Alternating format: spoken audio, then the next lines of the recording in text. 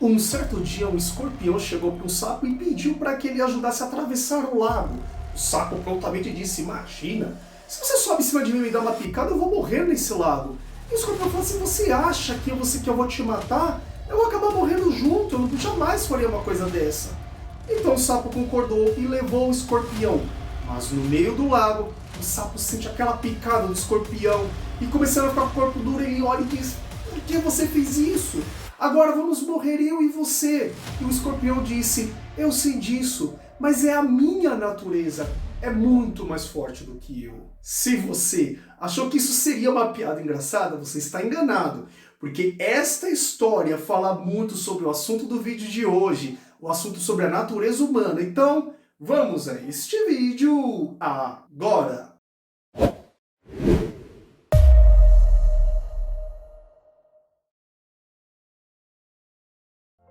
Olá a todos, sejam bem-vindos ao canal Movimento Conversa Cristã. Estamos aqui para continuarmos a série sobre o pecado. No vídeo anterior, falávamos sobre a definição do pecado. E para entendermos agora melhor a definição teológica, vamos ao segundo passo sobre o assunto pecado, que é entender o que o pecado fez com a natureza humana. Antes de começarmos a falar disso, já deixa seu like. Deixa aí nos comentários um amém, um glória a Deus, participe deste movimento, inscreva-se no canal e vamos a este assunto. Quando falamos o que o pecado fez com nossa natureza, estamos falando sobre o quanto o pecado nos corrompeu. Qual foi a gravidade deste pecado? E no vídeo de hoje nós vamos falar sobre 3 grandes consequências do pecado sobre as nossas vidas, inclusive sobre a vida do cristão. Então vamos lá. Primeira grande consequência que o pecado trouxe para o ser humano, o pecado nos trouxe a morte. E quando falamos que o pecado nos trouxe morte, às vezes a gente fala assim: quando você pega um dia eu vou morrer. E quando as pessoas pensam assim, ela talvez não entenda a gravidade da situação. Então vamos tentar entender. E eu vou começar a fazer a primeira pergunta a você. Quando Adão morreu de fato? Morreu literalmente ou foi somente uma morte figurada? Ou somente uma morte espiritual? Qual é a sua resposta? Adão morreu de fato ou não? Se você acha que a morte de Adão não foi uma morte literal, você está errado. A Bíblia vai nos dizer, em Gênesis, capítulo de número 2, versículo 17, que Deus diz a Adão: se você comer desta árvore da ciência do bem e do mal, certamente morrerás. Em Gênesis capítulo 3, versículo 4, a serpente chega a Eva e diz: certamente não morrerás. Meus queridos, quando a gente aprende sobre o pecado, quando alguma pessoa vai explicar a história ali de Adão, normalmente se fala que aquilo foi somente uma morte espiritual. Mas Eva e Adão não entenderam muito bem o recado de Deus, porque ali era somente uma morte espiritual, não era uma morte física, não seria uma morte instantânea. Mas, biblicamente, quem relativizou esta morte, quem disse que não seria tudo isso, foi a serpente. Vejam que Deus disse: certamente você morrerá. Quem falou que isso não seria uma morte de fato foi justamente a serpente. E aí você se pergunta: mas Robson, você disse que se ele morreu de fato, então como é que ele continuou vivo? Acontece, para nós que temos esta vida comum, vida humana comum, nós achamos que isso é uma vida. Mas Adão sim teve uma vida abundante. Adão, ele tinha uma vida com Deus diferente da nossa. Reparem que Adão, toda tarde, ele conversava frente a frente com Deus. Adão conhecia Deus de falar face a face. Irmãos, olha a profundidade desta vida que Adão vinha levando. A vida de Adão era tão importante, essa vida que ele tinha com Deus. Quando ele pecou, você percebe que ele e Eva, quando olham um para o outro, eles sentem vergonha porque percebem que estão nus. Veja bem, eles já tinham esse corpo humano, mas eles ainda não haviam reparado que tinham esse corpo. Quando eles então pecaram, quando comeram do fruto, a primeira coisa que aconteceu foi a morte deles. Eles perderam aquela vida que eles tinham. Eles não iam poder mais olhar Deus face a face, não poderiam mais conversar com o Criador, com o Eterno. E naquele momento, somente depois daquele momento da queda, é que eles foram perceber que a destruição, que a morte veio de tal maneira que a única coisa que sobrou para eles foi essa carcaça que a gente reconhece como um corpo humano. Eles olharam para o outro e falaram assim, ué, mas você tá nu? Aí Eva olha para Adão e fala assim, mas você tá nu?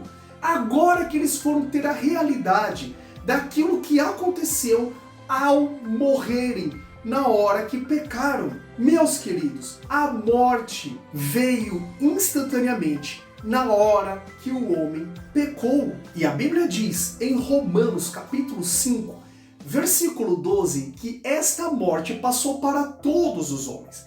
Vamos ver o que o apóstolo Paulo diz aos Romanos, então no capítulo 5, versículo 12. Portanto, da mesma forma como o pecado entrou no mundo por um homem, e pelo pecado a morte, assim também a morte veio a todos os homens, porque todos pecaram. Agora Paulo está nos mostrando, nesse versículo que lemos, quando Adão ele come daquele fruto, a morte entra no ser humano. E porque a morte entrou no ser humano, na humanidade, todo ser humano também morreu junto com Adão. E a gente entende isso de duas formas. Seja por imputação, ou seja, você pecou agora, todos os homens pecaram, por imputação ou pelo nascimento. A pessoa já nasce com toda a natureza pronta, carnal, pronta para o pecado. De forma que é importante entendermos que natureza pecaminosa é uma coisa e depois prática pecaminosa é outra. O bebê já nasce com essa natureza pecaminosa, ele já nasce no pecado, mas ainda não praticou o pecado. Prática do pecado só vai vir posteriormente, mas antes é necessário entendermos que quando nascemos no pecado, nós já nascemos morto, nascemos com essa semente morta, de forma que se olharmos em Efésios, capítulo de número 2, versículo de número 1, nós vamos ver Paulo dizendo o seguinte: vocês estavam mortos em suas transgressões e pecados. Vejam bem, isso daí eu aprendi com o pastor Neto Alves.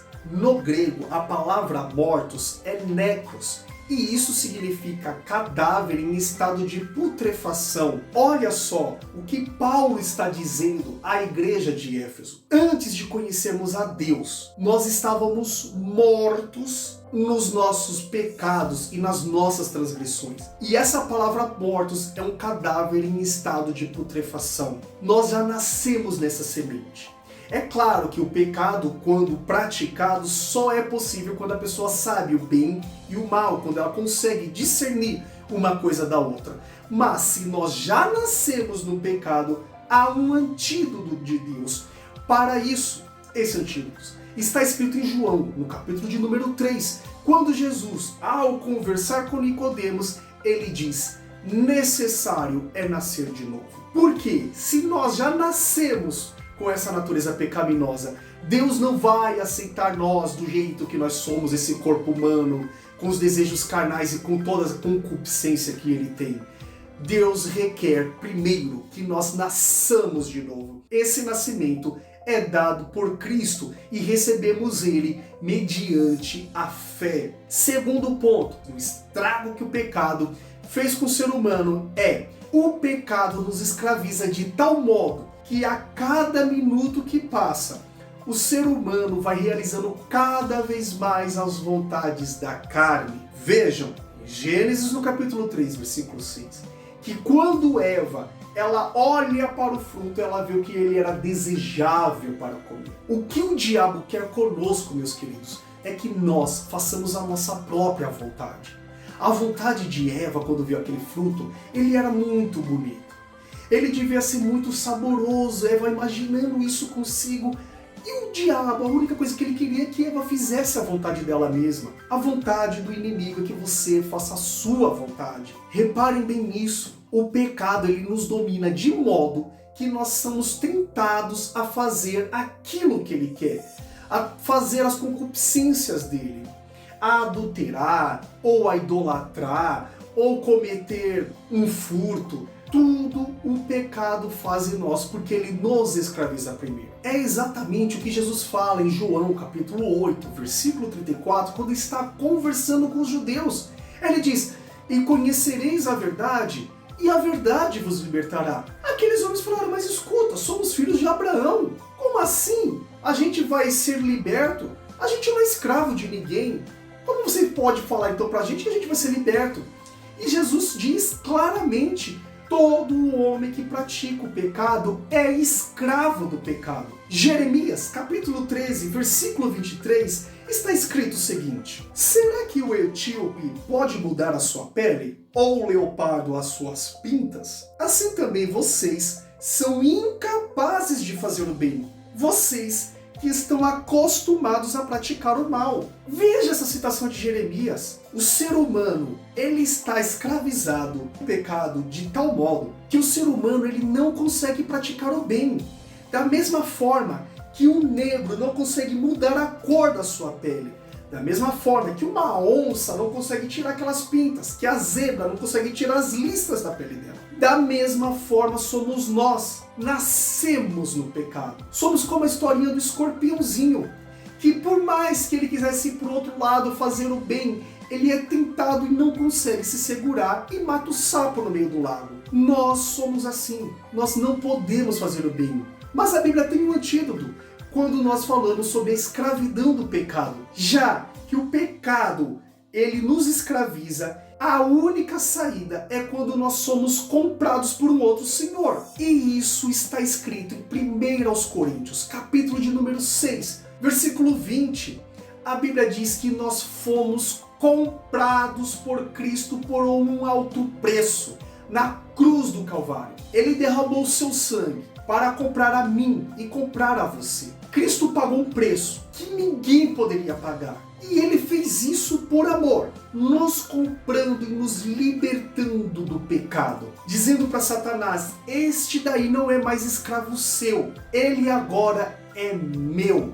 1 Pedro capítulo 2, versículo 9. A Bíblia diz que nós somos um povo adquirido. Então, meus queridos, vocês percebam que já que o pecado nos escraviza, Jesus pagou um preço para que nós sejamos comprados por ele. Quando nós conhecemos essa verdade, quando nós vemos que o antídoto para uma natureza pecaminosa, já que nós nascemos mortos, é nascer de novo e que esse nascimento é dado por Cristo.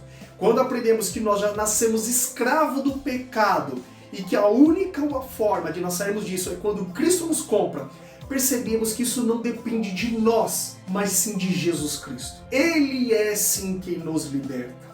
Mas aí você se pergunta: Robson, se ele já me comprou do pecado, se eu já nasci de novo, por que eu ainda peco? E essa é a terceira lição que nós aprendemos sobre o pecado. O pecado ainda tem poder sobre nós. Veja bem isso. Nós nascemos de novo. A Bíblia diz que agora nós somos uma nova criatura. Legal, somos uma nova criatura.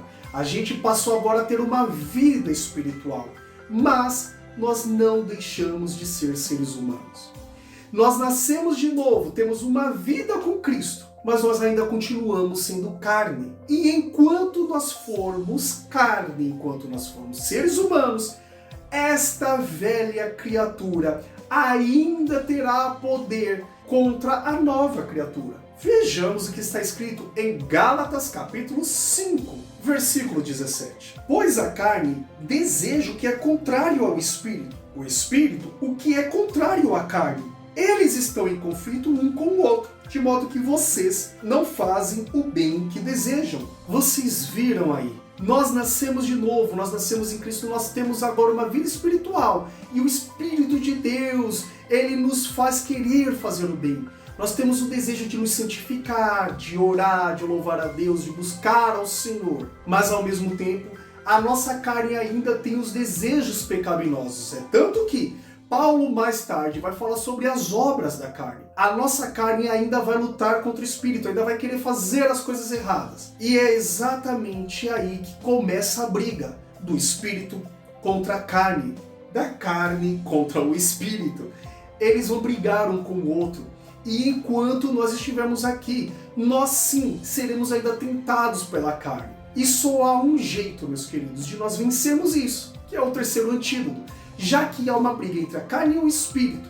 Em João, capítulo de número 15, versículo 5, está escrito aí o grande antídoto. Eu sou a videira, vocês são os ramos. Se alguém permanecer em mim e eu nele, esse dará muito fruto, pois sem mim vocês não podem fazer coisa alguma. Em outras traduções, sem mim nada podereis fazer. Por mais que a gente queira fazer o bem, como Paulo falou uma vez, o bem que eu quero eu não faço, mas o mal que eu não quero, isso eu faço. Por mais que nós queiramos fazer o bem, nós não vamos conseguir fazer se nós não estivermos em Cristo. Entenda isso. Nós não vamos conseguir largar o pecado pelas nossas próprias forças, porque uma vez fomos escravos do pecado e essa velha criatura insiste em pecar. Nós nascemos mortos e essa natureza pecaminosa está em nós. Nós não vamos conseguir sozinhos. Agora, a gente pode ir para um terceiro passo, que são as práticas pecaminosas. Mas isso nós veremos na segunda-feira que vem e eu aguardo você. Até o próximo vídeo. Fique com Deus. Amém.